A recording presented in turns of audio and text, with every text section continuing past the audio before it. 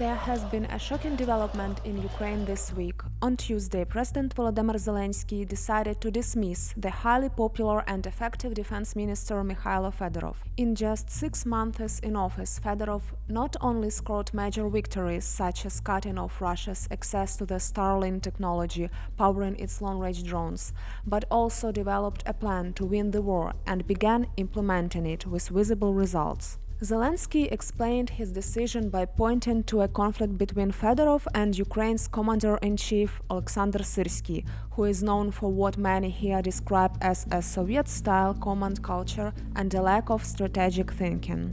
Ultimately, Zelensky's decision as the leader of a nation at war was to remove the reformist Fedorov and keep Syrskyi. Many in Ukraine believe that this decision benefits Russia's war effort more than Ukraine's.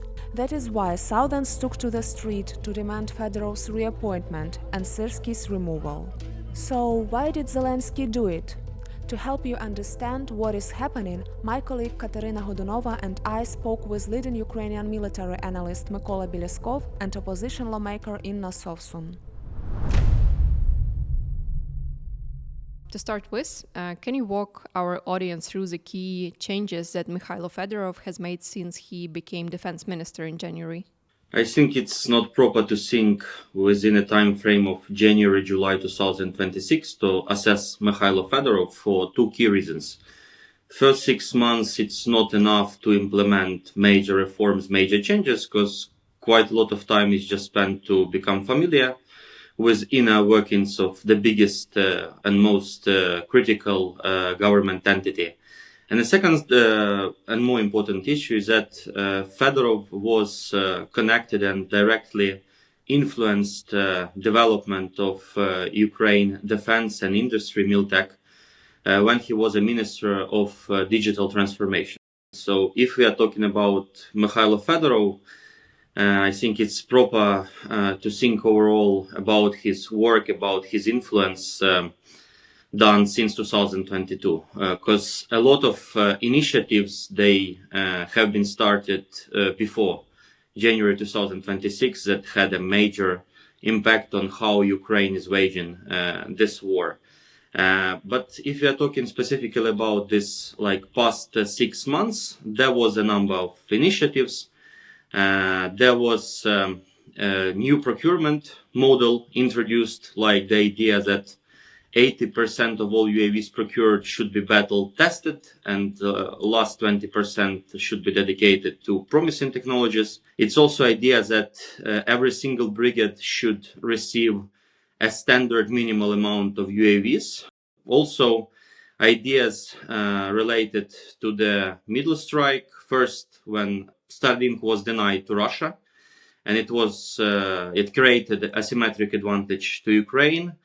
And then this logistics lockdown campaign, and also a campaign conducted by a number of UAV units to target artillery pieces, so-called Ashan campaign. So these are the most prominent stuff done by him. Also, he initiated a kind of a debate around personal policy reform at the beginning of June, but it was only a first round. It was not enough. It was debated. There were different opinions on this personal policy reform, fixed contracts, but still it was also an attempt to at least start this process. And overall procurement reform also, because the idea of tenders was introduced. They were not universally applicable. It was started with artillery shells, and there was a case where through the tender, the price was decreased. So state saved a lot of money. There has been a lot of talk in past months about Ukraine turning the tide of the war in its favor. And in your opinion, what role did Fedorov personally play in that, especially considering Starlink, the Starlink situation and stuff like that?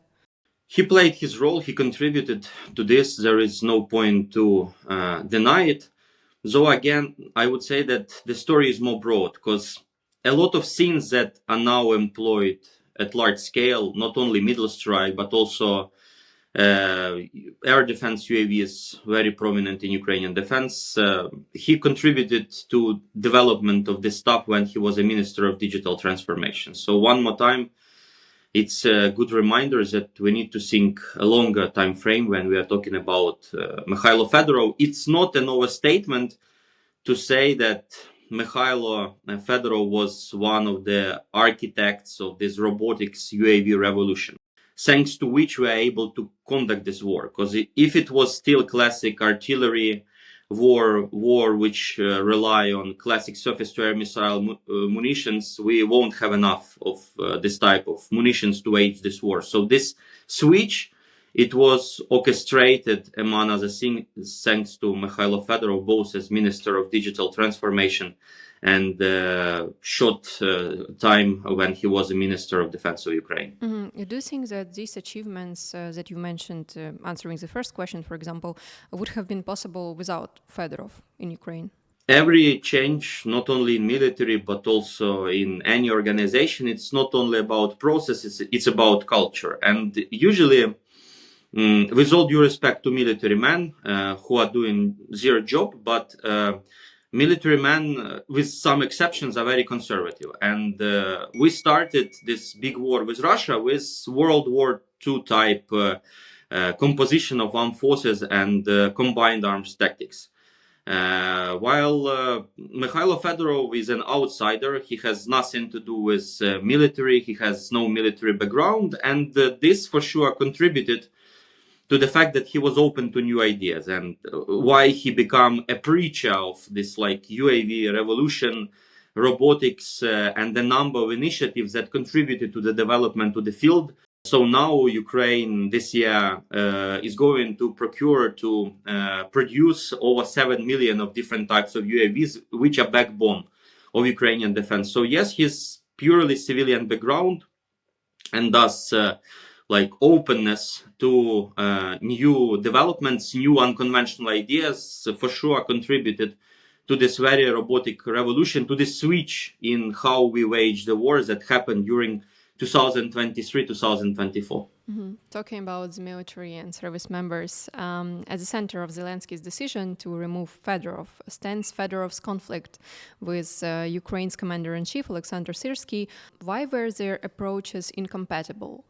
I think what this story made clear and highlighted is actually the latent conflict, the latent tension between MOD and General Staff. So this story has not started with like Fedorov versus Syrskyi. This story, it's actually the story of last 10-15 years when Ukraine switched to more NATO model. Instead of Soviet model where Minister of Defense was a serviceman and Chief of General Staff was his deputy and also serviceman. So this conflict was like always present. This conflict might be more latent when Minister of Defense is ready to be a kind of a procurement agency attached to the General Staff. Mykhailo Fedorov wasn't that kind of person. Mykhailo Fedorov wanted to strategically manage war and wanted to perform the functions actually provided for in law on national security of 2018. And this generated a lot of tension, a lot of controversy. So the fact that this conflict was so acute because Mykhailo Fedorov wanted to be a strategic manager of the war, since he is a head of civilian agencies that oversee the armed forces, basically. And the military men, they do not like it. Unfortunately, we still, with some exceptions, have like Soviet, post-Soviet culture among military men, whom again I respect for everything they are doing, but we should be honest. When civilians, people with purely civilian background, they try to interfere in management of the war, military men see it as a kind of a violation of their prerogatives. You've partially answered this question, but could you speak in more depth? What did this conflict mean in practice? What changes or initiatives did each side block during this 6 months period? I don't want to repeat what Mykhailo Fedorov said yesterday at the press conference. I just advise people to have a look because he listed all the problems. But overall, it's not about specific initiatives. It's about the situation, the development when Minister of Defense is start to ask questions like why we are procuring particularly this system, why we are procuring this system, not the other system, how this particular system fit within like our overall military strategy or our grand strategy. Because when it is asked, then it generates a lot of problems. So this is the source of the conflict. But if you look at the NATO countries' practice, it is head of MOD which is responsible for the whole defense. And usually the highest military man, he reports to the highest civilian authority through Minister of Defense, not bypassing him. Like in US, Chief of General Staff, he's advisor to the president.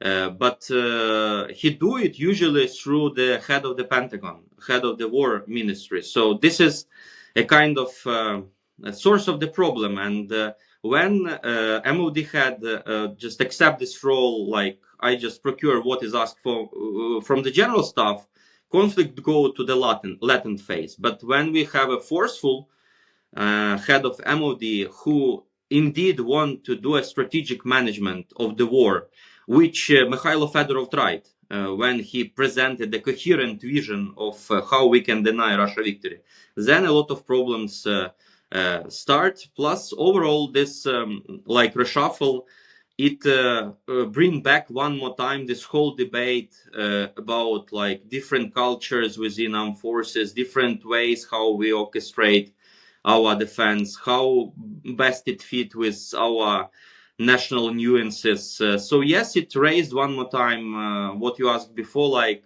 Soviet or post-Soviet approaches, which are man-heavy and unfortunately prone to a lot of losses and disregard for human life, versus technocentrism and emphasis on UAVs. So we see that situations start to live their own life instead of mere reshuffle. And we come back to the most important question of like how to end this war on Ukrainian terms. And Mr. Fedorov, he had this kind of the vision, and this was very appealing to outside audiences, I see, both inside Ukraine and outside Ukraine. So why do you think Zelensky ultimately chose Syrskyi over Fedorov in this case? For me, it's a very difficult question to answer.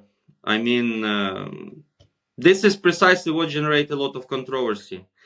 What generate a lot of people been surprised, and surprised in a negative sense, because it sent a very negative signal. With all due respect to Commander-in-Chief and all his responsibilities, but there are reports right now in Ukraine that if you start to interpret the decision, you mean that you sided with very controversial approach instead of technocentric approach. Instead of maybe trying to relive in both in the end, as it was done in 2021 when we had a conflict between, at that time, MOD head and Chief of General Staff, and Zelensky relieved first Commander-in-Chief and then MOD head in sequence. So it's a very questionable signal for people who look at the war, and also for outside world, which is also interested in how this war is going to evolve after all these changes. Yeah, and also for Russia, because Fedorov's removal was celebrated in Russia as a victory. And what could his dismissal mean for Ukraine, Ukraine's war effort going forward?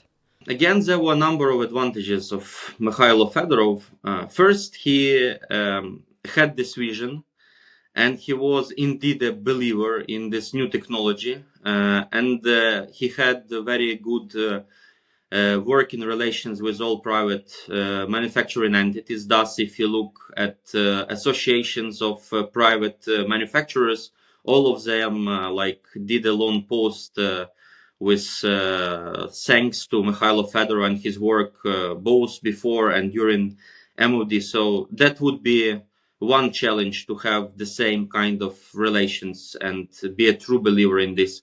And second, he had an ability to easily communicate complicated stuff both to internal and external audience. Also, external communication, he did brilliantly. I mean, when you look at relations he established, like with his peers in European countries, it was obvious how easily for them it was to deal with him, because he have this culture that more resembled their own culture of making business in MOD. As a citizen, I'm concerned because we are in a war and we are democracy, and such developments should not happen in such a way. Then there are legitimate questions whether or not the successor would perform the same tasks in the same way.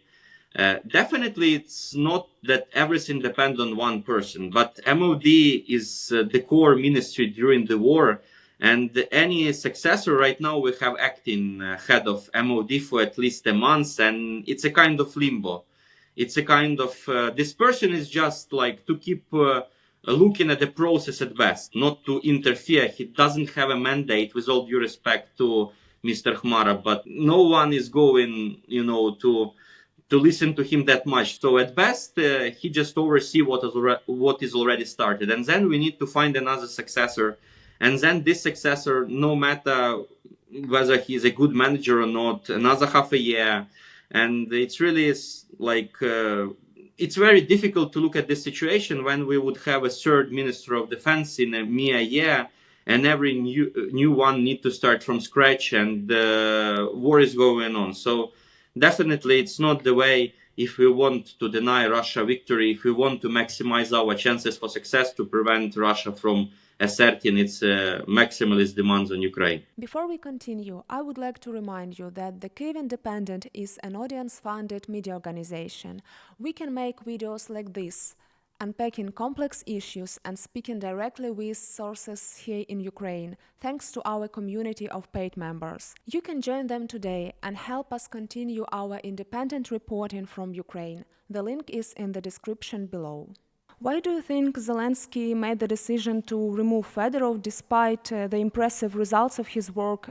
Was his conflict with Syrskyi the only reason? We at least know that was definitely one of the reasons. However, it's not a full explanation, because basically what the president says is, okay, I chose to sack Mr. Fedorov because there was this conflict between him and Syrskyi. That was, they couldn't deal with each other, so I had to do something. I had to pick a side. Mr. Zelensky didn't explain why he chose to take the side of Syrskyi and not Fedorov in this situation. So there are two different visions of war, and it's very hard for me to understand why in these two visions of war, basically, President chose Syrskyi visions, not Fedorov. Were there any other reasons why this happened? That's a bit unclear to me. Of course, there are rumors that maybe Zelensky was jealous because Fedorov was gaining public support, public recognition. However, I'm not so sure about that, because I think to a big extent this was, we are not seeing Fedorov's name in major pollings that are being done by major polling groups. So he was not. He was seen as part of Zelensky team, right? And I think that actually, in that sense, Fedorov was improving Zelensky's level of support in the society, not taken away from him. And then there is, of course, the third reason, which is, of course, also being mentioned, is that Fedorov has changed the logic of how procurement is taking place in the Ministry of Defense. And there are lots of groups who are not happy with this new logic. So I think that could be part of an explanation as well. I'm not sure if that was part of the reasoning on the side of the president, but I can imagine how that could have been part of the reasoning on the side of the people who were going to the president and complaining about Fedorov, right? So people who, were trying to sell something that the army doesn't need, and then suddenly Fedorov refusing to buy that. They could have come up with different explanations for Zelensky why Fedorov needs to be sacked. I don't think they directly came and say, like, look, we can't make money on that any longer. But I think that was part of the sort of scheming behind sacking Fedorov. Fedorov is the sixth person to serve as defense minister under President Zelensky and the fourth to be replaced since Russia launched its full-scale invasion. How do his tenure and removal compare with those of his predecessors? Now that's a great one, because he was been sacked because he had his differences with General Syrskyi, as we have heard. Again, that's the official explanation, the official line. We suspect that, him combating corruption in the procurement could have been one of the reasons as well. But then we look at other ministers who didn't produce any major results. We didn't see any major results on the side of Mr. Umerov. There was a huge scandal with Mr. Reznikov, with corruption and so on and so forth. But after there were major scandals related to corruption or some inefficiencies or whatever, President kept them as ministers of defense for quite a significant portion of time. So I don't remember exactly, but I think it was at least half a year since the scandal erupted around Reznikov before he was actually sacked. It took a while, right? So that in that sense, that's definitely a very weird decision making, right? So you keep people whose reputation is far from perfect, and then there is a guy who is at least trying his best to do something good. I'm not agreeing on 100% on everything that Fedorov did. I think that he did make some mistakes as well, particularly on the issue of mobilization. But I think in general he was like the line of work that he was taking was generally the positive one, right? So there were definitely results that we could see. Were there problems? Yes, of course, but you can't just take over a huge ministry like Ministry of Defense and not make any mistake or deliver on everything that society expects you to deliver. And Zelensky did not publicly, as you said, explain his decision or the reasons behind it until protests erupted across the country.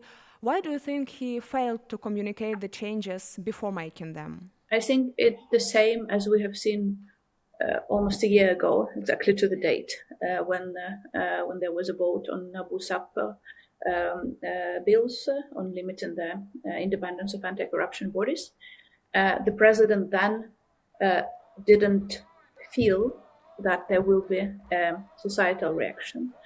And I remember many people were surprised because he's generally very good in PR, he's generally very good in reading people's minds and so on and so forth. So how he could have missed this, that this would, like a year ago, that this would lead to major protests, to major, a societal pushback against that. And a year ago, I came up with a very obvious explanation to me, and I think it's the same here. President himself didn't take part in Maidan in 2004, 2013, 14. He was not there. It's not his political culture. I think he still doesn't understand how this very sudden protest can appear, where this need to go to the streets come from. He's very good in dealing with a more sort of passive-minded part of the society, in playing with their with their feelings, with their emotions, and so on and so forth. But he still doesn't understand this proactive part of the society, and at which point they will feel like, okay, it's too much, we're taking to the streets. I hope he would have learned this a year ago with everything that happened, but apparently he didn't. And I think he couldn't feel that for the society in general, this is not just second an individual minister. This is something much bigger. This is basically him, a second person who has become the symbol of hope that maybe there can be a different outcome of this war. Someone who became a symbol of this newly born optimism that we almost ran out of in the winter. So I think he couldn't anticipate that this would be the reaction. And I think that part of an explanation still is the same, is that he was never on Maidan and he never had this feeling to go to the streets, to take to the streets by himself. So I think that is why he didn't anticipate that the reaction would be like this. He was very surprised when he saw this reaction. And then we have seen how his strategy, rather, I'm not sure if strategy, but at least tactics has changed, partially as the reaction to the protests. By the moment I got from the protest to the parliamentary session, to the building, there were already rumors that, okay, we will not be voting on the Minister of Defense today. So that was the initial reaction, right? So, and I think that was the reaction to two things. One were the protests, but second, realistically speaking, was that I don't think they had the votes for Flamenco. There was lots of pushback on the side of the members of parliament who probably learned their lesson from a year ago, when they were, they so easily agreed to vote on what president offered, and then suddenly they had to re-vote again, to reverse everything that has taken place. Do you think the protests will affect Zelensky's next steps? What do you expect will happen next? What we know for sure is that for the time being, the next parliamentary session is in a month. I'm not commenting if that is the right approach or not. I think that that's not the best solution, but that is how it is right now. At this point, appointing anyone is technically impossible because there is no parliamentary session. So apparently we'll have to wait for a month for any appointments to take place. Maybe the calculation here is that, okay, the protest will die down by that moment. I don't know. I'm not sure to what extent the protests will continue like they did with Nabu Safo last year. And I also think part of them, like this, why we don't know what is to happen is because I think yesterday there was some hope on the side of the protesters that Fedorov himself will say something about that, right? That he will either support the protesters, or he could have as well. He could have said like, okay, let's calm down. But Fedorov basically didn't make any suggestions as to what is to happen next. He basically said that I think the only direct message from him was that Syrskyi needs to be fired no matter what, and that is what the society should focus on. So I mean, the protest would have definitely continued if Fedorov would have said like, yeah, we have to continue protesting. Thank you everybody for the support. Let's continue doing that. But I think my reading of the situation right now is that Fedorov is still very much confused about what has happened, and he didn't offer a direct message to the people protesting on the streets, apart from the demand to sack Syrskyi. And I think the last one thing that I want to ask you is that, considering all the circumstances and latest developments, does it mean that the relations between Zelensky and Fedorov are spoiled? Oh, definitely. We don't know if it's if it's reversible, because we have not been in their relationships, right? So. But what I did notice yesterday is that during this press conference or whatever that was that Fedorov held, he was focusing on the issue of Syrskyi, and he did mention Hitmantsov, the head of the tax committee. He did mention the Telegram channels that has been working against him for the last year, as he said, and so on and so forth. But not once did he blame Zelensky directly, right? It can be that he's still trying to keep ways to reconcile with Zelensky, or it could be that he's just been in Team Zelensky for so long that this is just the automatic thing that he does. So I don't know, but I think at this point, I would say that it's 50-50. 50% that they can make up, and I have offered to Fedorov to chair, the technological committee under the office of the president, or something like that, or it can, or the other 50% is that it's a total breakup, and they will not, and they will go their separate ways. But even then, it's still unclear what Fedorov will do. Will he try to form his own political